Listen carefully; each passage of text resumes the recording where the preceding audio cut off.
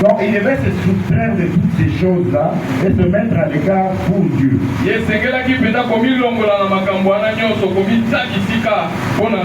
Et c'était dans cette atmosphère d'obéissance que deux anges lui étaient apparus pour la première fois. Et ces anges-là sont venus et lui ont donné des instructions. Et dans sa vie, il reçoit régulièrement des visites des anges à cause du sacré.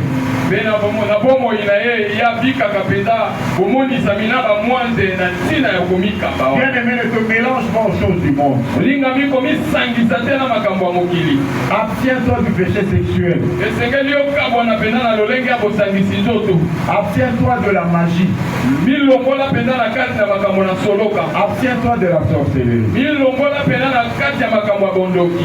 Un sanctifié, c'est une personne purifiée par Dieu. Dieu a travaillé dans son corps et dans son âme.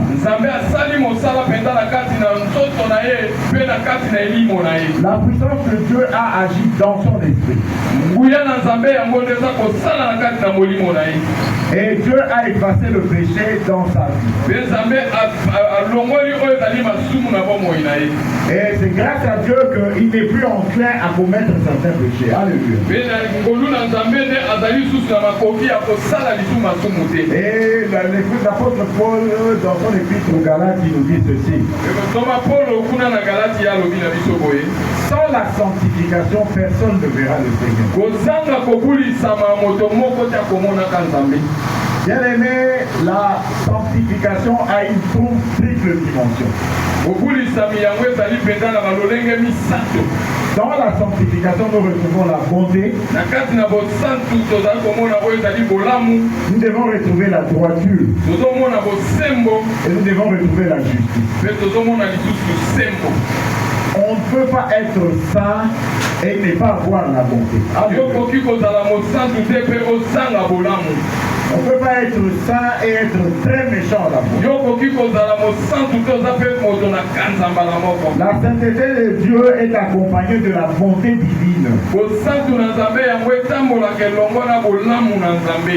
La sainteté de Dieu est accompagnée de la droiture dans tout ce que l'on fait. Toi, enfant de Dieu, tu ne dois pas te retrouver dans certaines magouilles.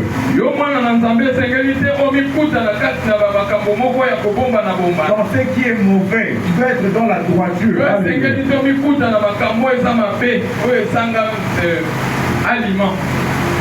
Donc quelqu'un qui est saint, eh ben, il est bon, il vit dans la droiture. Et nous ne devons pas oublier que Dieu nous juge aussi dans sa sainteté.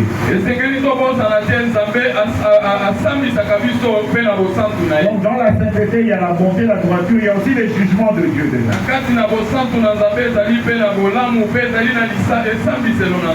Alléluia. Amen. Dans 1 Pierre 1, verset 15 et 16 que nous avons lu.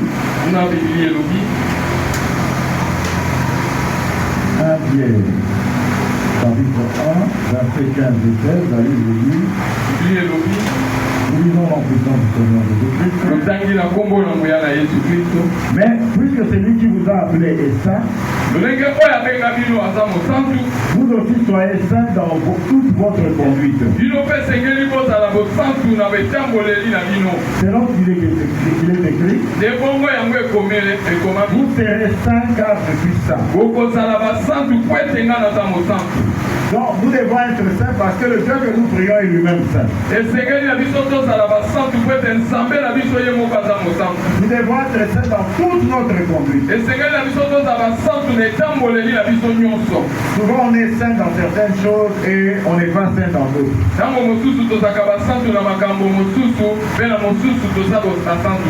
Nous devons être saints à la maison. Nous devons être saints à l'université. Nous devons être saints au travail. À cause du royaume de Dieu qui est proche.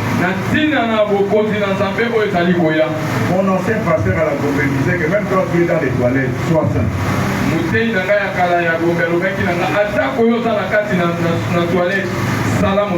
Quand tu es dans la douche, sois saint.